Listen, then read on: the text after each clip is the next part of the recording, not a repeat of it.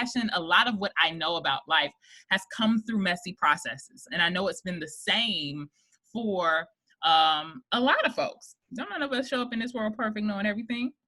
And so I really wanted to create this space, this non-judgmental space where not only we can free ourselves of maybe some approaches we had in life, some mistakes we had in life that were just wrong. And we was just, I don't want to call us trash people, but there are some times in life when we're just trash people, but where we need some growing and we needed some healing to be done. And so I have these conversations and I call them confessions. And so this week, I am excited to have a conversation that somewhat destigmatizes the messy process of life. It is about what is currently happening as we speak, as we are recording this podcast, the history of this nation, of the United States, is unfolding. And I did my best to avoid social media because of all of the anxiety around it, because of all of the tension. It's one of the most contentious elections of our time because so much is on the table. And I just couldn't put that much of my heart into it. So anyway, there are 4 things I want to share that really aren't about the election, but they are surrounding the election. And for this conversation, there couldn't be anyone better on this planet to have this conversation than the regular contributor to the Good Girl Podcast, than my homie, my bestie, my bud, my ride or die, Danielle Moore. What up, though? What up, though? What up, though? What up, though? What's up, people? What's good? I'm glad to be back in the building. What's up, Cam? What do? Listen, we grabbing air out here. I'm happy to see y'all. I'm happy, to see y'all virtually. Because y'all can't see us, but we can see each other. We grabbing air. What up? What do you do? I missed y'all. And I'm out here in these streets, in these internet streets, grabbing air also because my homie, Danny, right? She's also a licensed mental health therapist. Check. She has her own practice. Check. It's called the Refresh Wellness Center. Check. They have teletherapy services. Check. And she also contracts with local Dallas. I did knock my earring off. Local hospitals in Dallas, Texas. Check. Check. So what are we talking about today, fam? So we have 4 things I want to address, Danny, that I really think are going to move people along today. Because again, like I said, anxiety is high. People are nervous. People are scared for all the right reasons based on the outcome of this election. And so the first thing I want to address is this message of encouragement and hope. And I'm putting encouragement and hope in air quotes that I see floating around in the Christian community. And so I'm going to paraphrase it a little bit. I don't know if you've seen it, Danny, but essentially I saw it yesterday and I saw it a couple days before, and I actually also heard it on a prayer line. And it said, no matter what the outcome of the election, God is still on the throne. And while I understand the sentiments, so let's be clear, I understand the sentiments, and I am not denying that the God I serve is not on the throne at any given time. I believe what that phrase does in this time, and this is just something we do, and I don't know if this is specific to Black communities, but it's just something what we do when we use faith to very, very much so brush over. We use faith and create a broad stroke over very deep and complex issues and expect everything just to be okay and it just to disappear. We think that it is an encouragement, but honestly, I find that sentiment that it is limiting to our belief. It is extremely limiting to our belief, to our intellectual capacity, to God's omniscience, to the very real consequences that this election can have on the lives of the most marginalized groups, to our economy, heck, to the soul of this nation. And so when we say stuff like that, I think we gotta just think before we talk and think about what does that really sound like, or what does that really say to people who have lost family members to the 230,000 people who are no longer on this earth because the direction that a lot of, whether it's the federal administration or local or state administrations took on their approach to containing coronavirus. So I don't know how that phrase hits you. I just don't think that it gives us an opportunity to understand the breadth or even go deeper with God instead of creating these broad strokes. So let me just tell you what we call it over here in the mental health community. That's called toxic positivity. And so what happens is when you are spreading positivity in a way that minimizes people's experiences, that's called toxic positivity. You know, you're using that as a way to kind of escape or mute or minimize people's experience. And the outcome of this election is not something that can be muted or minimized. God is on the throne, and we live in a very real and natural world where, and in this country, where the outcome of this presidential election does directly affect the livelihood of many of us who, especially considering that our healthcare system needs an overhaul. It needs to just be dissolved and abolished altogether because there has been so much corruption within the healthcare system in particular, where people, even people who are insured, a lot of them are underinsured and they aren't able to use their insurance the way that they need to because insurance is restricting what services can be provided. And you have a lot of medical facilities and practices that only practice within the scope of what the insurance will pay for because the people can't afford to pay for the additional services out of pocket. So people don't end up getting the care that they need. And so you have stuff where that's not something that can be taken for granted. 230,000 people dying for the mishandling of a global pandemic by our leadership is deplorable. And we really need to be conscious and aware of the fact that that happened because we have someone in office who does not have the capacity to do the job. And this isn't about attacking him as a person. It's not about attacking his character. At the end of the day, when the rubber met the road, he has continued to prove that he does not have the capacity to show up. He is grossly underperforming. And so as a Christian, for you to minimize people's anxieties and people's feelings around how emotionally connected they are to the outcome of this election is just insensitive. And you shouldn't do it. That's toxic positivity, and it's deplorable. Yeah. I'm glad you put a medical term to it. And I think that's connected to our number two, Danny. I wanted to insert this. And so for some people, if this election turns out in favor of Trump, which I would say for most Black people is not in their favor. And I'm not a political pundit. I'm making some generalizations here. But what I know is how Black people have traditionally dealt with trauma. Mm-hmm. This past administration has been traumatic, extremely traumatic for underserved populations, for people of color, for Black and brown people, for anyone who isn't white, male, and straight. And rich. That's the thing. Yep. Trump isn't just for, I don't know that he's as much of a racist as he is as he is an elitist. Yep. And so poor white people don't understand that Trump isn't for you either. Trump is actually for the 1%ers.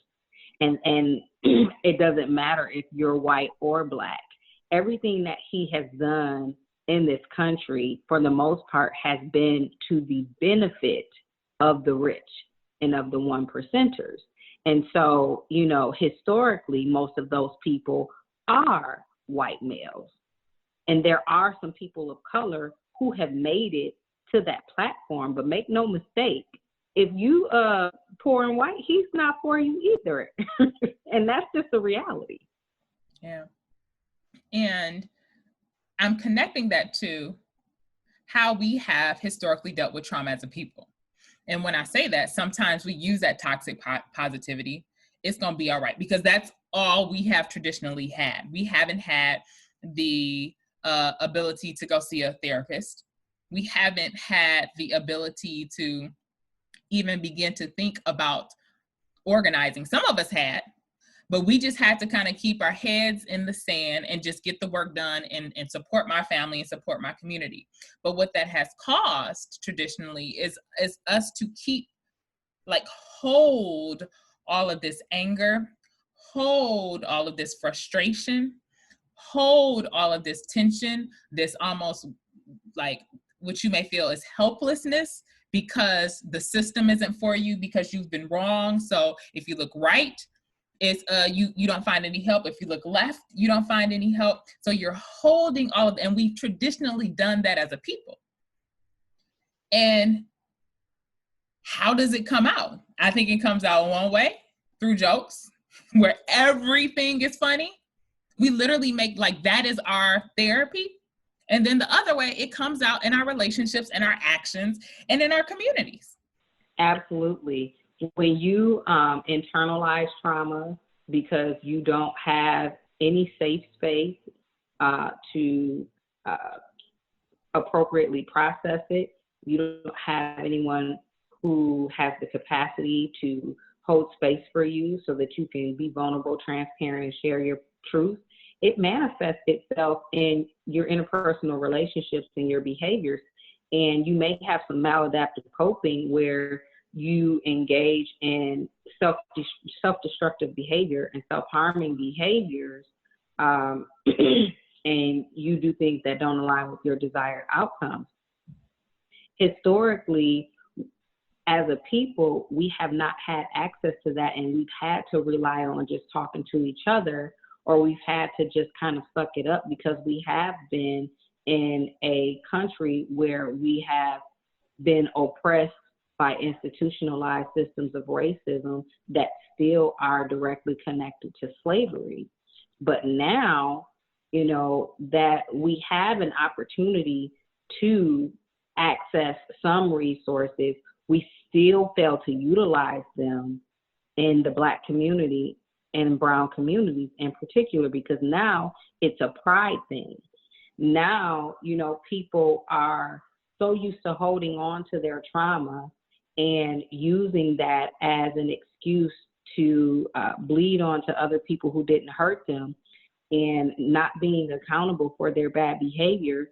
They don't want to heal because you don't want to be accountable for your behavior and make the change. You'd much rather be able to spaz out and then blame it on the fact that you have experienced trauma. So there's all of these things that are connected to how Black people show up and how Black people, spew this toxic positivity of, God is still on the throne and it is what it is. And there's a lot of minimizing that goes on, but then there's all of these outbursts and this backlash and these behavioral issues that tend to pop up because you suppress stuff that you actually do need to get out, that you do need to talk about, that you do need to process, stuff that actually does matter. And when your life has been treated like you don't matter, and issues that are important to you have been treated like you don't matter, you start to internalize that, and you have this internalized oppression where then you start to behave in ways where you don't feel like you matter, your opinions matter, your experiences matter. And then, it comes out in your behaviors, and it comes out in the things that you say. And it's very unfortunate. Yeah. And it makes me too, like, as you break it down, it makes me realize too, and I'm talking about this very, very generally, like the things that are very Black centric or that are connected to, you know, how we do and how we show up, even, you know, and we've had this conversation before, you know, how a child is supposed to be like seen and not heard. That, like, that's the manifestation of trauma. But if you think about it, that's how we're treated as a people in this country. Absolutely. And when we speak up, when we speak up about the discrimination and the racism that we experience, we are told you need to just be quiet and do everything right. Well, if you weren't resisting, well, if you would have did what the officer told you, and the reality has been for us since day one, even if we do everything right, you still kill us. Mm-hmm. Even if we are where we're supposed to be in our own homes eating a bowl of ice cream, you still kill us. You know, and you've been killing us since day one, and you have been gaslighting us about killing us. You keep saying, oh, you're dead because, or they were dead, or they experienced police brutality or excessive force because they were a criminal, they did this, that, and the other. They rush to try to find anything in anyone's past or fabricate it in order to justify their killing. And we've seen it with pretty much every unarmed Black person who has been murdered by the police. They tried to blame Breonna Taylor, who was asleep. They tried to blame her boyfriend. They tried to blame her ex-boyfriend. They didn't just kick in the door. They were inside their apartment walking around, still not announcing themselves. Do you know? After they were in there. Do you know one of the officers is now suing Breonna's boyfriend for I think it's like emotional trauma or something like that, because of, or a slander, because of all of the backlash he's getting. Like, he's suing the boyfriend of the dead victim, Breonna Taylor, because he said he was traumatized. White privilege at its finest. I can break into your house unjustly and kill your girlfriend, shoot you, and then sue you for speaking your truth after I fabricated an entire story and acted like we were justified in breaking into your home and killing you. And so when we talk about Black folks being used to things like this, and I don't want to minimize this because I've heard this time and time again, and this is what I was really getting at, Danny, is I think I was talking to my mom and she said, well, it's not like, it's not like we haven't dealt with this before. We're going to do the same thing we do every time, which is go back to work. And the thing about it is, because that's what we have to do, because we haven't had any options. And then again, we internalize this. Everything we've experienced over 2020, we still haven't, as a people, felt any type of justice. And the only recognizance is to keep going. Mm-hmm. People were concerned. There were, I have some connections in the community and such, where, the National Guard was called and, told to stand by and to be on post for election day and such. And they were expecting for there to be, protests and riots and stuff depending on the election outcome. And and my response to that was, well, Black people aren't going to protest if for some asinine reason people vote for 45. Black people are going to go back to work and do what they normally do because Black people are used to losing. People of color in this country are used to white privilege reigning supreme, and no matter how perverse, no matter how savage, no matter how much, rich white men murder and ravage our communities and exploit our communities and exploit us as a people, we are used to them doing that. We are used to that being the way in this country. So Black people aren't going to protest or burn anything down, but who is going to have a fit is going to be these entitled white supremacists. And that is who is having a fit now. You know, you have the leader of this country, refusing to concede the election and falsely reporting that he's won the election when he has clearly lost the popular vote. He's not ahead enough to even be considered to be the winner at all. Yes, does he have some votes? Yes, they're there. Not enough to even be close to winning. And once the rest of these ballots get counted, it's going to be a for sure thing. And he's still going to try to contest and do court and all kind of stuff, because that is white privilege at its best.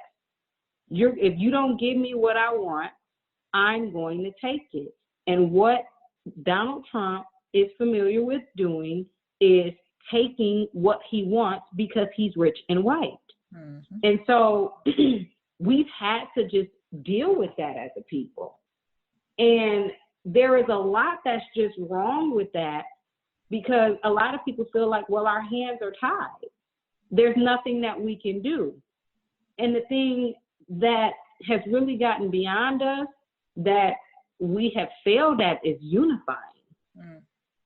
If we were to actually come together the way that we need to come together, we could affect positive change in ways that we need to. We have enough white allies at this point and enough allies with people who are in positions of power if we could just come together and if we could just agree. But there are far too many people in positions of power who, are internally oppressed and who still have the ideology and ascribe to the logic of the oppressor. Yeah. So here we are. And there are all, I believe there are always going to be a group of dissenters. Even with the civil rights movement, everyone wasn't on board for that. I've read that most people didn't like Dr. King until after he died, until after he was, raised up as this great leader, but during the actual time, people was looking at him with the side eye, like, who is you?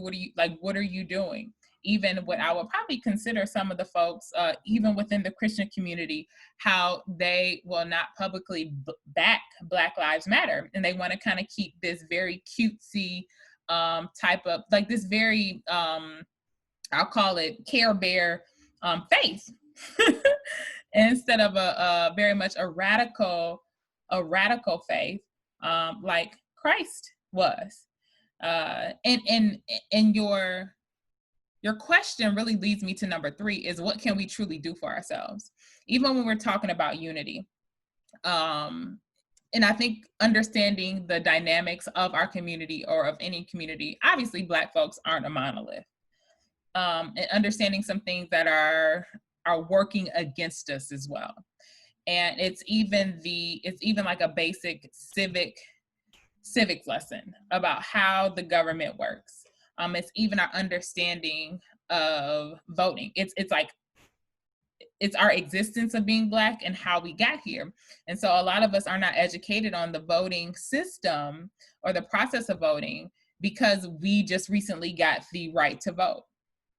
And then even when I say that, we have been taught so much, like, just get out there and vote, just get out there and vote. But voting is only the beginning. It is not the end. Like, voting, I did my part. No, you didn't do your part. Like this is the beginning. What about the organizing? Are you a part of your neighborhood group? And I even as I'm saying this, I'm